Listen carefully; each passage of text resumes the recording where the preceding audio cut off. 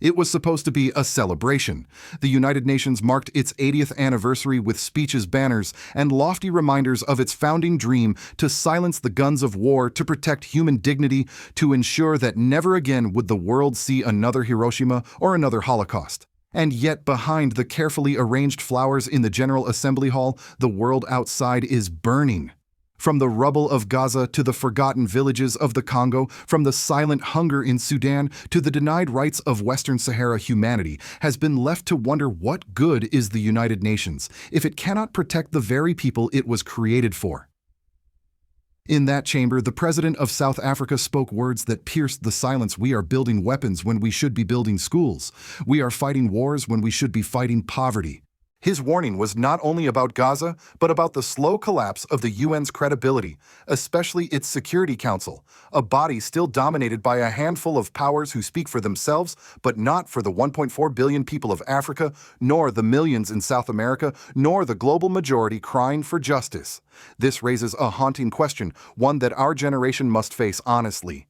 Can the United Nations survive another 80 years if it continues to ignore the voices of Africa, of the global south, of those who suffer most from war and injustice? And here is where leaders like Ibrahim Traoré of Burkina Faso come into focus. They are no longer whispering at the margins. They are standing at the front, demanding reform, demanding justice, demanding that freedom be indivisible, because if one people is denied dignity, then all of humanity is diminished.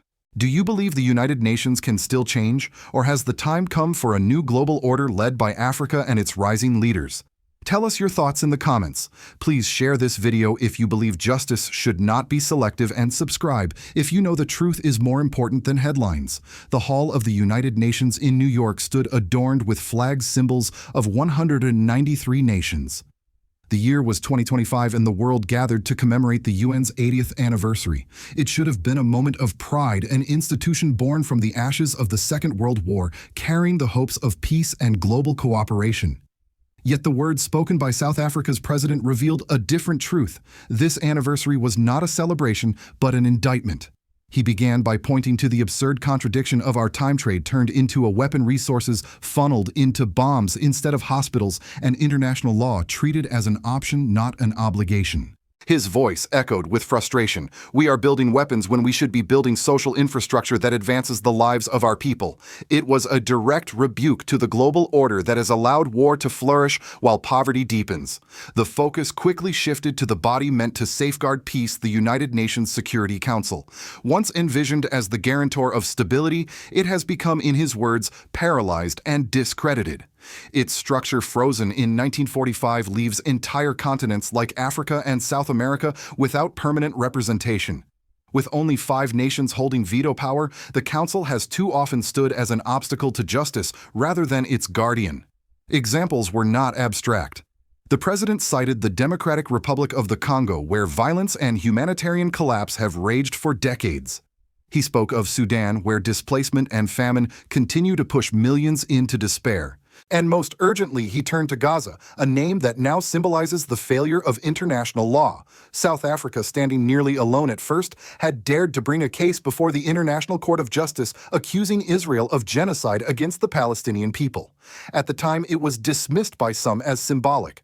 But now, as he reminded the Assembly, the United Nations' own independent commission of inquiry had confirmed what many already knew: Israel bears responsibility for acts of genocide in Gaza. These were not just legal terms, they were the cries of mothers holding lifeless children, the silent ruins of entire neighborhoods, the starvation that stalks a besieged population.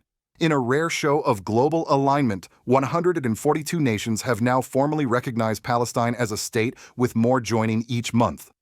Just the day before, a historic high-level meeting inside that very chamber reaffirmed support for a two-state solution. For South Africa and for much of Africa, this was proof that the world's conscience is shifting, even as powerful nations continue to stall. But Gaza was not the only wound named. The president reminded the Assembly of Western Sahara, the last colony on the African continent still denied self-determination.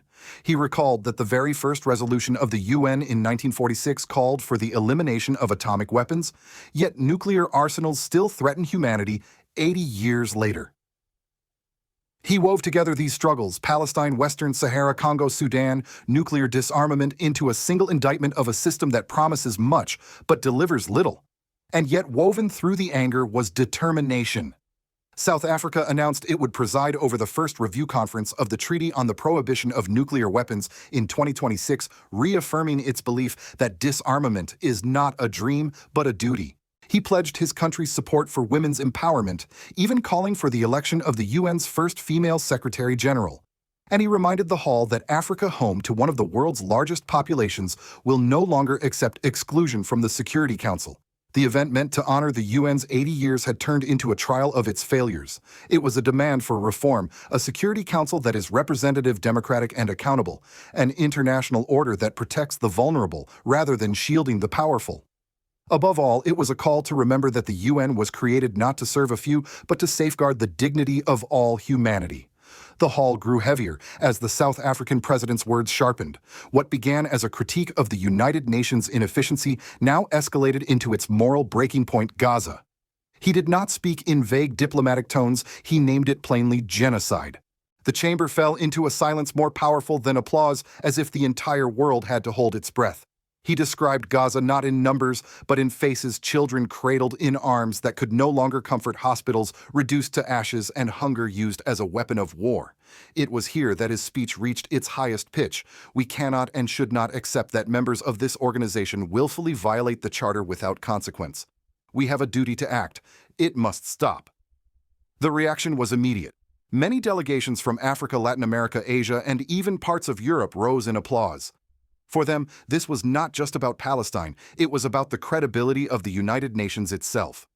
How can an institution claim to be the guardian of peace when it turns a blind eye to such suffering?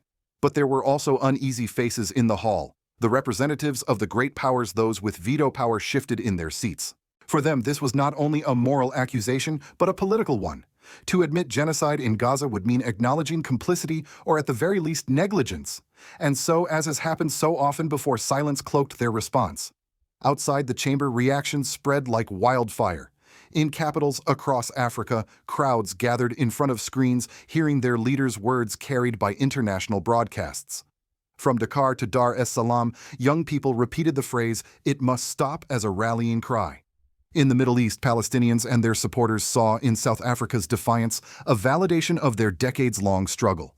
Even in Western cities, protests swelled, using excerpts of the speech on banners and digital billboards. The global stage was no less dramatic. Within hours, 142 nations reaffirmed their recognition of Palestine. Some European countries, long hesitant, began hinting at policy shifts. Latin American leaders, already outspoken, echoed South Africa's call for immediate accountability. The Organization of Islamic Cooperation released a statement praising the speech as a turning point in moral diplomacy. And yet the backlash was just as fierce. Israel rejected the accusation, outright calling it a politicized distortion of international law. Its allies, most notably the United States, avoided the word genocide and spoke instead of tragic casualties and complex conflicts. Western media outlets split. Some praised South Africa's courage, while others dismissed the speech as posturing from the global South. Amid this clash, a deeper truth emerged. This was no longer just about Gaza or Palestine. It was about who gets to define justice in the 21st century. South Africa had not only accused Israel, it had put the entire United Nations on trial. The Security Council in its current form was exposed as incapable of acting where action was most needed. And here the voices of Africa began to rise beyond South Africa alone. Leaders from Burkina Faso, Mali, and Niger, already bound in the Sahel Alliance under Ibrahim Traoré, echoed the call for reform and justice. Traoré himself, though not present at the podium, became part of the conversation. Commentators around the world noted, this is the new Africa, no longer waiting for permission to speak, but shaping the moral center of the debate. The climax of the speech, therefore, was not only in its words, but in its ripple effect. It forced the world to look at the contradiction of celebrating 80 years of the UN while allowing mass suffering to continue unchecked. It framed the conflict in Gaza as a mirror reflecting the failures of the entire international system. And it reminded everyone in that chamber that history is not written by silence, but by those willing to speak truth when it is most dangerous to do so. When the echoes of the South African president's speech faded, the true weight of his words began to settle not only within the United Nations chamber, but across societies and political circles worldwide. What he had unleashed was more than a diplomatic critique. It was a challenge to the legitimacy of the entire post-World War II order.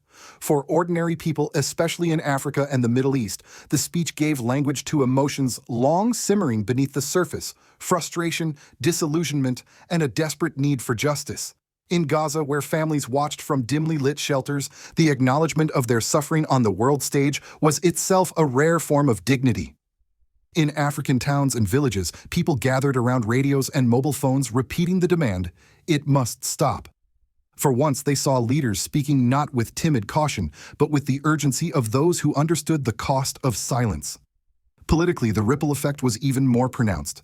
Within the United Nations, the credibility of the Security Council faced renewed scrutiny. Each veto cast by a permanent member now seemed less like a tool of diplomacy and more like a symbol of impunity. Civil society organizations seized the moment, circulating petitions, organizing protests, and demanding that their governments push for reform. The Council's paralysis was no longer an abstract debate.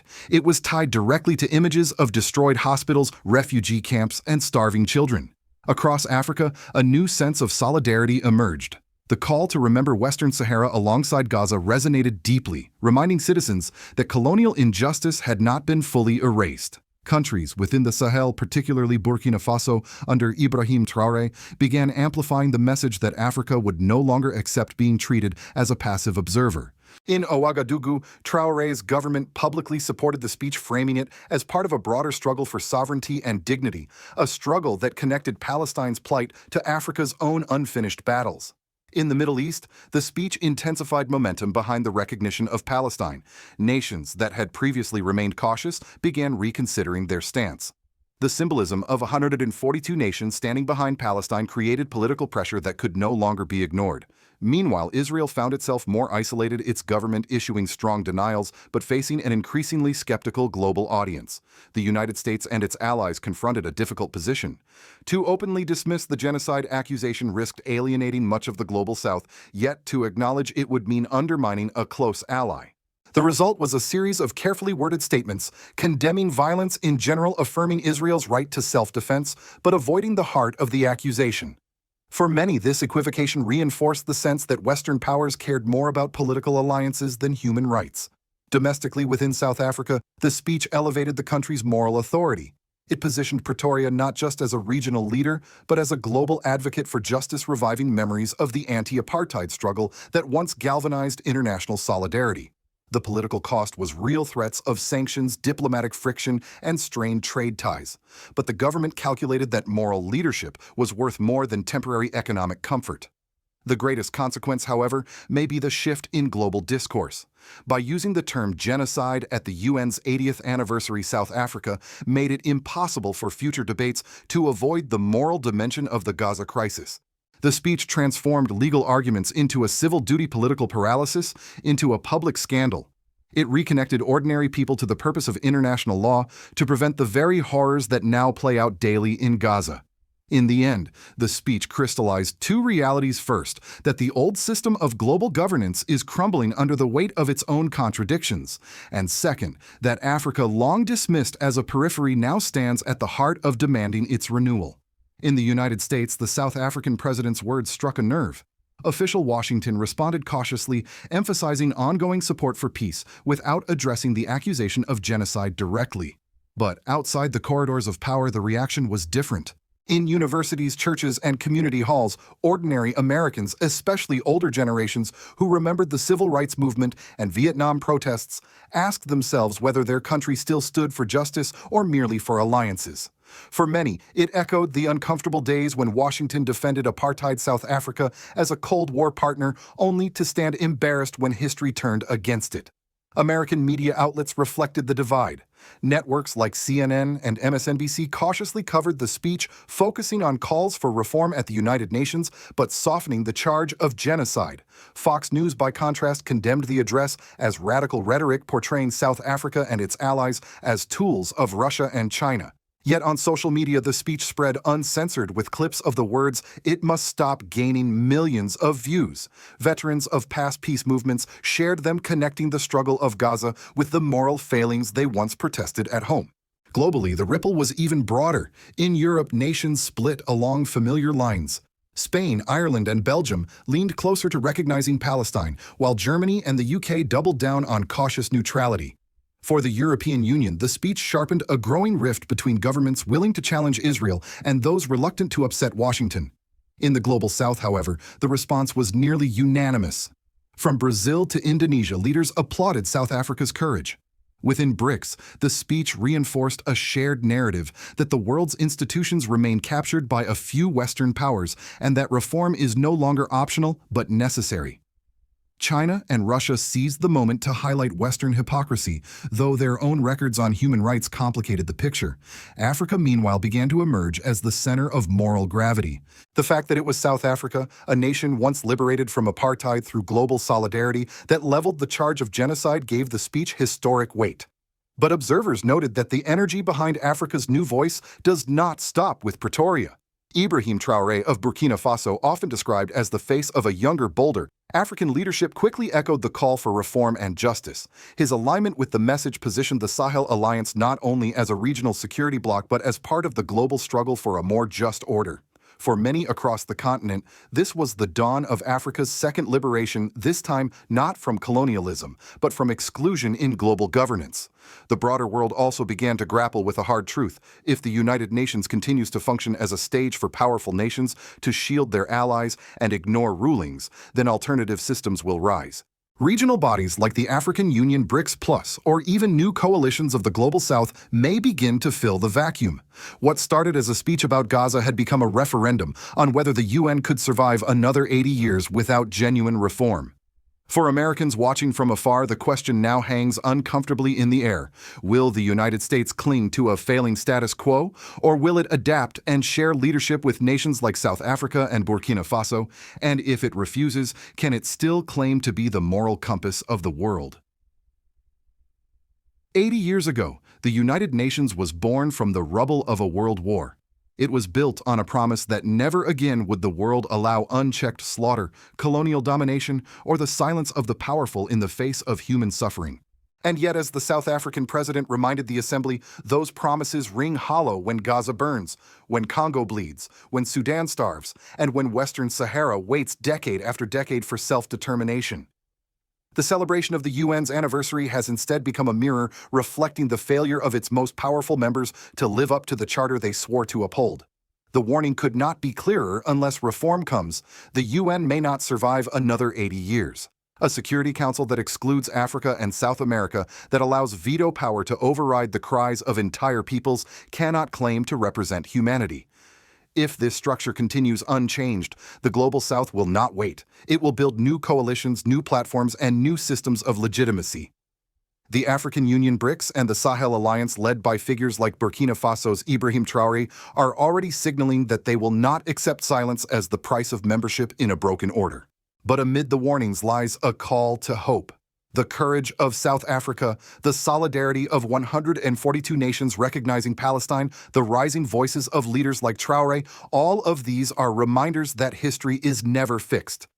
Just as apartheid once seemed unbreakable, just as colonial empires once seemed eternal, so too does today's imbalance of power carry within it the seeds of its own collapse.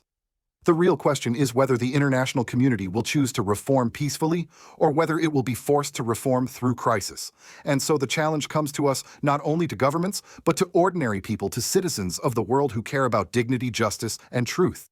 Will we accept a world where some lives are expendable, or will we demand that freedom truly be indivisible? Will the United States, with all its influence, listen to Africa's call for justice, or will it risk losing its claim to moral leadership? The future of the UN, of global order, and perhaps of peace itself rests on how we answer.